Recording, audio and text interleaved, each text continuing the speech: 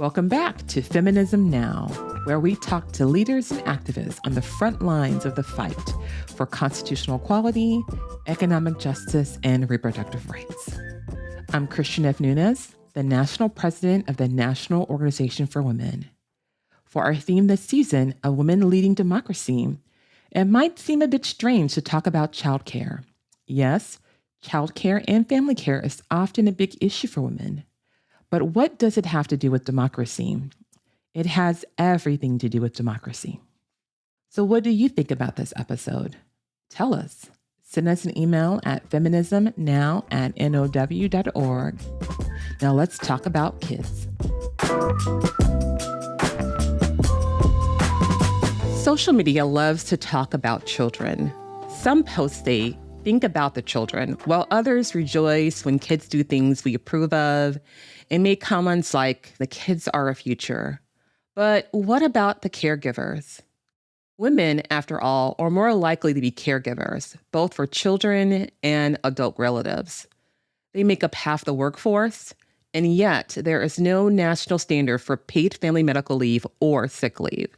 Women are also more likely to work in childcare professions, which are frequently underpaid.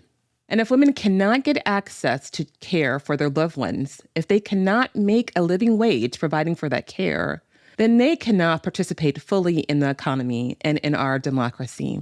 Childcare is a feminist issue. That is why I'm so thrilled today to speak with Ann Hedgepath, Chief of Policy and Advocacy at Childcare Aware of America, a nonprofit organization dedicated to providing high-quality childcare for every family. Ann, thank you so much for being with us here today on Feminism Now. Thank you so much for having me. I'm excited about this conversation and to get to dig in and talk about childcare. You know, I will tell you, first of all, I'm really thrilled to have you on for this because a lot of times when we talk about feminism, we forget about this being such a feminist issue and such an important conversation to have. And especially as we talk about, we're in the fourth wave of feminism, I think it's important that we bring this back into the fold of the conversation. And as a mother myself of a soon-to-be 5-year-old, and as a single mother, right, leading a national nonprofit organization, this is a conversation that is so near and dear to me about childcare and what that looks like. And as I advocate and lead this organization, I know that this affects many of my staff and our organizers and our members alike. So thank you for coming on. I'm so excited to have this conversation, and I'm ready to get down to nitty-gritty about childcare. What about you? Let's do it. I will say, you were just mentioning childcare is a feminist issue. I feel like give me an issue and I will find you a connection to childcare. I think it is so deeply connected to so many people's lives, their well-being, their economic security, and society as a whole. So let's dig in. I would love to talk about why that's true. So let's just start off by talking a little bit more about the history of childcare in early education, because I think sometimes, the U.S. is not really clear about that history in our country. So can you tell us a little bit more about the history of childcare in early education and how that gets started and how that's evolved to where we are in 2024? Absolutely. And I think I want to start by acknowledging that there has never been a time in our country's history where there have not been people, specifically women, providing labor to care for children. And the history of childcare in many ways originates with the labor provided by enslaved women early in our country's history caring for children. And it has evolved, and at many points in our country's history, there have been moments of necessity where there has been a clear call, a need for there to be childcare available, in particular at moments where women, or at least some women, have been entering the workforce. And the country answered that call at many points in our history, and then didn't answer that call in many other points in our history. And what I'm referring to are times like, as a part of the Industrial Revolution, seeing nurseries and daycares opening as women joined the workforce at that moment in time. The reality that during the New Deal, there were emergency nursery schools opened as people were reemployed on the projects that were a part of that initiative. Those emergency nursery schools transitioned in World War II to be childcare that was used by over 500,000 children. It was provided under the Lanham Act and supported working mothers who were helping the efforts and industry at that critical moment in our country's history. Head Start was launched in 1965. And then we saw, I think, a big roadblock or a challenge that I think we still haven't fully overcome. And that is in 1972, President Nixon vetoed what was a pretty big package from childcare to get us started on investing in child development and to make childcare more available to more families. I like to think about, or maybe it's depressing to think about, if we had started on that trajectory then and been resourcing childcare differently from then on, where we might be today. But as a result of that veto, we have ended up with a system right now where the federal and state governments put resources in to state agencies. Those state agencies contribute to subsidies and vouchers and other resources that go to a childcare system that exists. It's mixed delivery, it's in the private sector, and it's meeting some families' needs. But there are still challenges around access and affordability that we have to tackle. And I think there are a lot of good examples in our country's history, and there's a lot of reason to do that now. Yeah, and that I think is a crystal clear call for all of us as we think about what we push for and fight for, talk to policymakers about. I think childcare should be on that list. So thank you for bringing it up, because I think it's really interesting to kind of talk about the fact that a lot of the funding has been pushed to the states, right? And when you look at that, we are also seeing that there's still a lot of access and affordability issues that are coming up for many families. I would like you to tell us why we're seeing so many affordability and accessibility issues with childcare when the states are getting funding. You know, part of the dynamic here is that we have a childcare system right now where those resources can be deployed differently, state by state. And we know that the investment overall is insufficient to meet the need.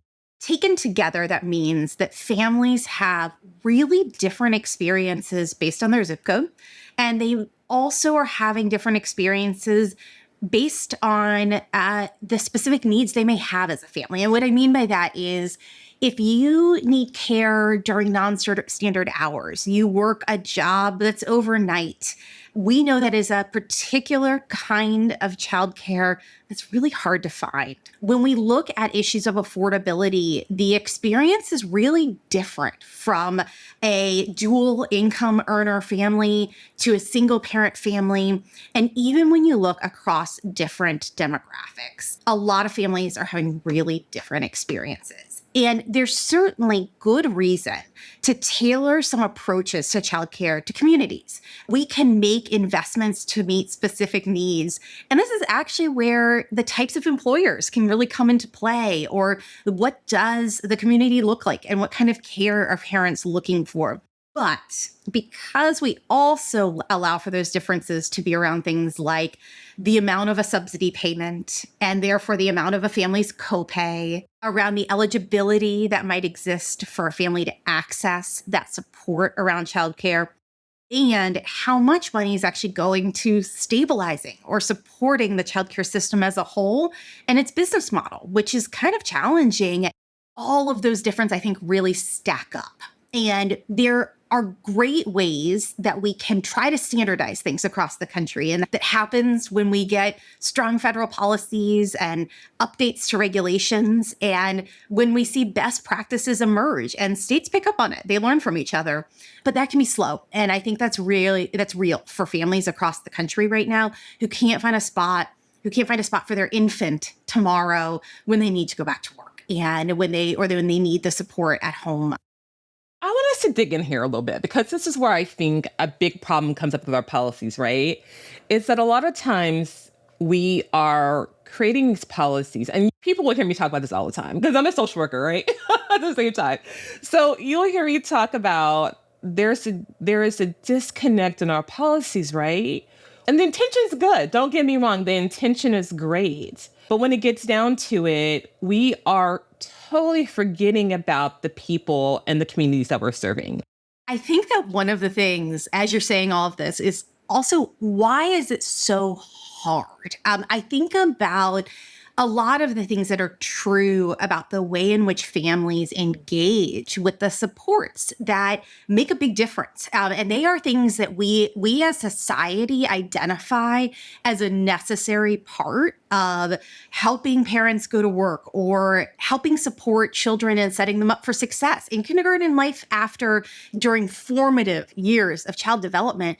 Why is it so hard to understand, to get the information you need to apply to access childcare subsidies or to find a spot? And there are these tools that are available. There are systems that are available to help, but we may not be leveraging them fully. So we have just seen a regulation, which I know sounds so wonky, come through, where you have the federal government saying to states, please put applications online. You've got to make them available in a digital format. And you have to think about language access needs. And I wish we didn't have to be saying that in 2024. I wish those were the ways in which we had already seen all state agencies take the lead and think about breaking down barriers to access these tools. We at Child Care of America work with these incredible agencies across the country. They're called Child Care Resource and Referral Agencies. And I wish that I could push an ad to every parent's phone so they knew they could call someone or find them online to find a childcare spot. But there's real barriers. There's really, I think we see a lot of churn and a lot of challenges that make it hard for families to get what they need. Absolutely. And then I think about after COVID, right? When majority of the centers closed down and never reopened. And then we also think about rural communities and access to Wi-Fi. And you were talking about even putting it online, but how many families have high-speed Wi-Fi or could afford high-speed Wi-Fi in their homes where they can get on and be able to complete the applications at home? And then what times of the day? And I'm not excusing these things. I'm just saying, I think sometimes we're looking at how we're making these things accessible, and accessibility is more than just putting it online, but also creating it in ways that it's manageable for families to be able to do. So they're not having right after work of having to get off, pick up their kids, and then have to spend 20, 25, 30 minutes of time they don't have to actually complete an application when they're now having to tend to their home and give. So I think there's so many different parts to that, but I do think that's the first start. And I appreciate that. But like you said, why are we just not thinking about, in this country, right? Why are we just not thinking about the need for language accessibility? This should have been something we started back way. And so I want to bring this to the question I have, though, for you, is one of the things I think of when we're talking about finding childcare is that it goes beyond childcare. It also goes to leave, right? And paid family medical leave or sick leave or, even family medical leave insurance, right? Where even if those families needed that help, there isn't that help as well. So can you talk to us a little bit about what is going on and how does your organization also work? Yeah, absolutely. And I mean, there is a thing that I think we all understand, but it's probably important to start by saying that the first days, weeks, months, and years of a child's life are so deeply important for them to thrive, to be healthy. We know now, brain research shows us that they are firing on all cylinders, learning more than they will ever learn at a pace that will blow your mind. And I think anyone who has kids has watched that happen and has a nephew or has a neighbor going through those early months and years of growth. And it takes a lot. It takes a lot for families to make those years successful for their children and for the children in their care. And part of making sure families and children are successful is making sure that they can do that caregiving. That is from moment one. And moment one is not your formal childcare system moment. Moment one is your time to bond and to be at home. And paid leave is critical to that. And right now, we have an approach to paid leave in most of the country where it's tied to your job, to your employer. And that means we have a lot of people without access to paid leave. And your paid leave is variable based on your employer's policies. And we have an incredible federal unpaid leave guarantee and so much room to grow on that. That's the Family and Medical Leave Act. And getting to a place where we recognize that the earliest months of a child's life are critical for bonding, for rest and recovery, for parents who've given birth, and we create space for that to happen that's not dependent on your zip code, that's a big deal and a necessary step. And then the idea would be that once you have been able to do that fully, you have a formal childcare system when and if you need to access it. And by access, that also means able to afford it, and that it's the care that you want, the high quality childcare that you want. And that's the dream, right? We bring that all together, and that then means that families are set up for success in the earliest years of their child's lives. And right now, that's just not the reality, I think, for a lot of families. We are seeing states move forward with paid leave approaches that do reach more people, that are the sort of insurance program approach where this isn't tied specifically to your employer. It's tied to an important policy decision and investment that the state is making in all families. And there's a lot to learn from that and hopefully move towards doing that on a national scale. And that's where something like the Family Act, which is a bill in Congress, can come into play, and all of the great conversations and negotiations that happen as federal policymakers think about what to do about this issue. It's critical for us to take this on. And I think it's really important to think about both paid leave and childcare as really important to families' lives. Now, keep in mind, childcare, as I think you are probably experiencing. You just shared that you have a child who's just 5, and you're probably experiencing that transition to maybe more of a all the time childcare to still looking eventually in school aged care for other times in the year, other times in the day. It doesn't go away when you magically go off to kindergarten. And so we need to make sure we think about the whole childcare system. But I really want to go back because I really appreciate you naming the importance of recognizing the whole process of the wellness and the bonding and that need, of the whole family involving with the child. It's not just a child.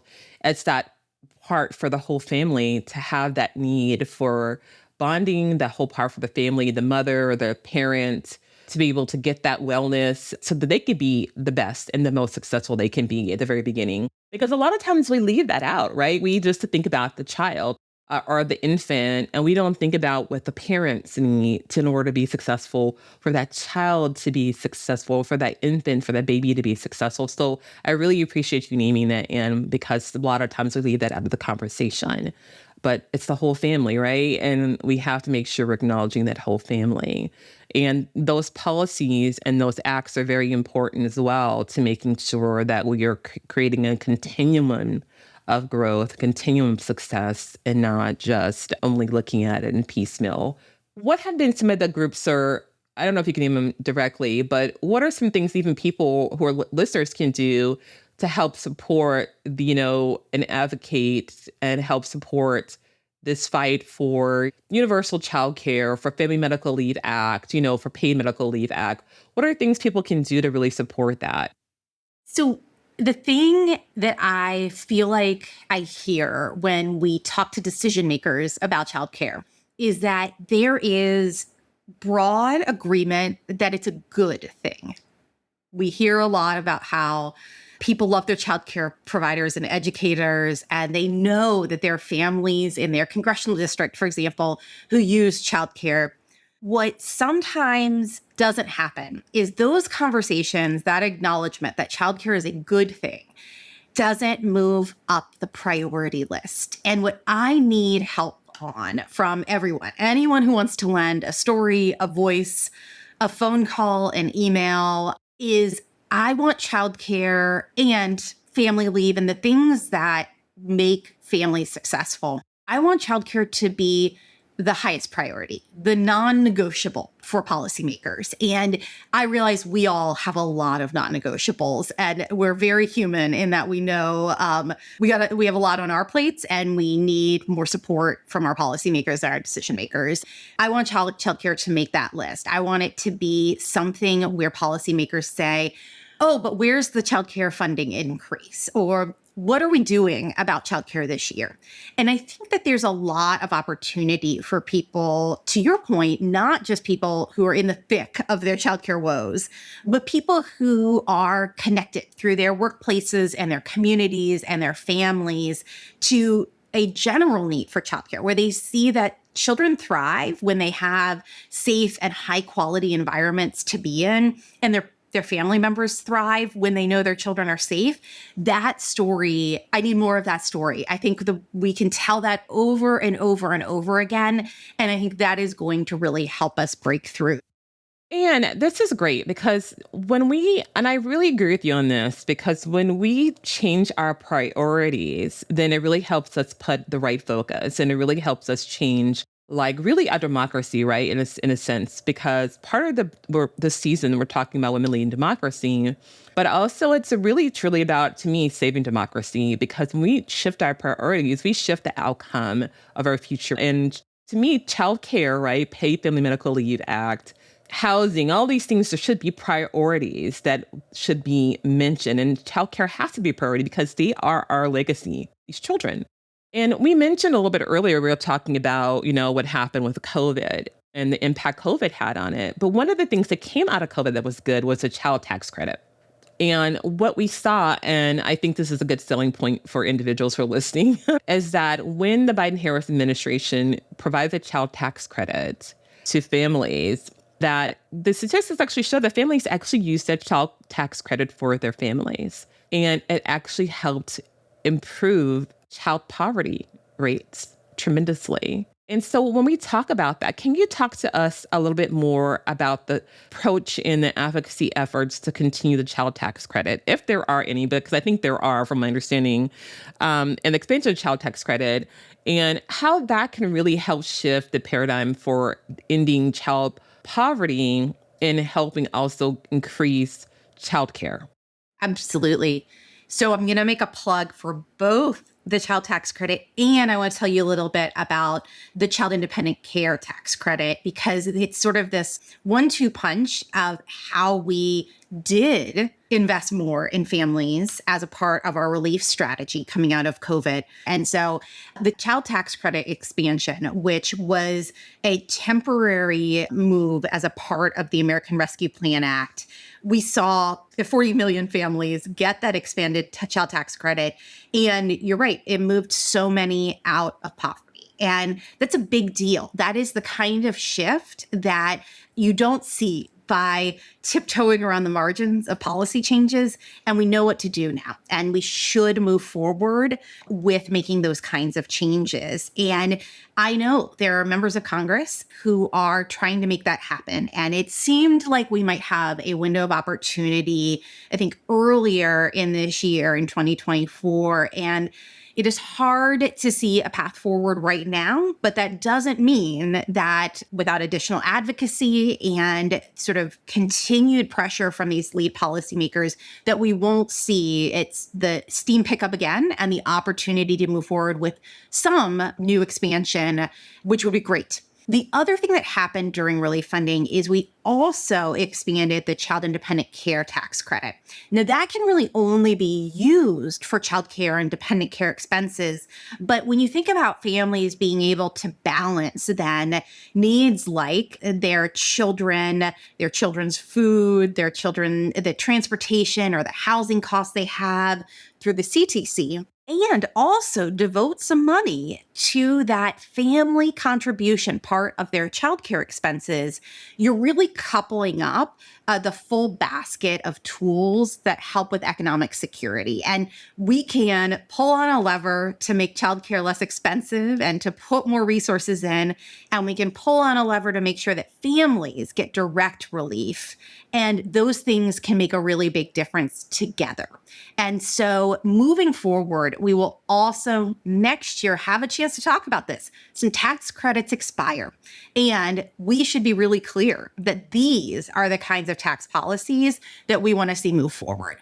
Can you tell us a little bit more about how these tax credits could actually help childcare providers a little bit more? Because I think it's important because we also, at the very beginning, we talked about, the fact that childcare providers are also, essential workers, but they're also underpaid quite often. Oftentimes, they can't even afford childcare, right? So can we talk about how this can also help them? Yeah, so it is so critical to keep in mind. I'm really glad you're helping me start at this point in the conversation that our educators in our childcare system, our early educators, are people with families, and they are paid a very low wage, about $11 an hour on average. And for many of them, that means that they are eligible for the same kinds of safety net programs and economic security support that the families they're serving are also accessing. That is really challenging. And when you do things like expand the CTC, invest in the Child Independent Care Tax Credit, improve and increase the resources going into the childcare system directly, that all can make a big difference, not only for the children who gain access to high quality childcare and their families, but also to educators who then are able to be more economically secure themselves. So as we're coming to the end of this, I want to just pull this back into what we're facing, the 2024 presidential election. And as we're talking about the democracy, I want to end this with you just sharing with our listeners when we're thinking about the 2024 election and where we're at. And kind of when we think about right now the state of our democracy, bring us home and tell us why childcare is a democracy issue for us and why it is so critical that we keep this in mind as we go into this election season with who we are choosing to vote for. Yes, and I will do my very brief disclaimer, which is I work for a nonprofit, nonpartisan organization, and I think it is so important to ask anyone who's running for office what they're going to do about childcare. And I hope people will do that because we started this conversation today saying that childcare is so deeply connected to so many things in our society. Our children and their futures, women in the workforce, our economy and our economic security as a whole, whether or not our communities thrive. That fabric, I think, is in many ways at the core of what makes up our democracy. And when you make the kind of investments that prioritize children and their families, and they can flourish, they have access to high quality childcare, I think that bodes well for our society and our democracy as a whole for the future. And I love to hear what candidates for office and public officials have to say about childcare, what they want to do. And I hope people will share those stories as they show up in town halls and participate in forums and ask people who are running for office why childcare is a priority for them. Absolutely. And I would just remind that for us, we are also nonpartisan. So we focus on voting for the issue, right? And it's not about the candidate, but it's about the issues that they're representing. And if they're in alignment with our issues, then that's what it's really about.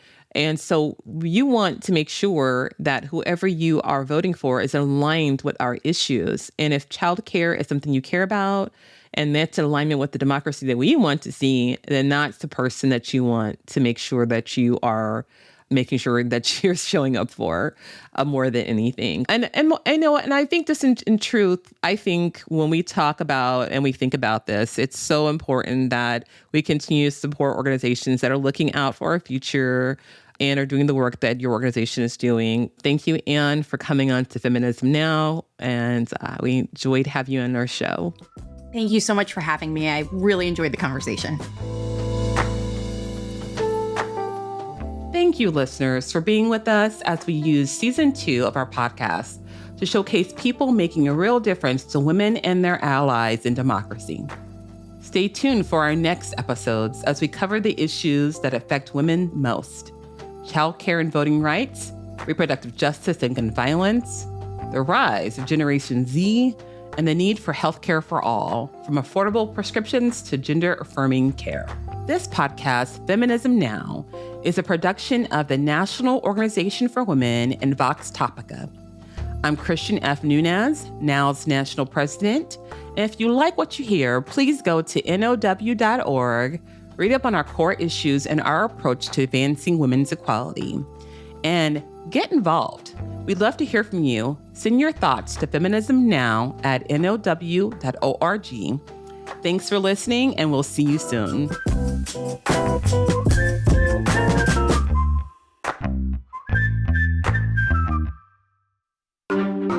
Vox Topica.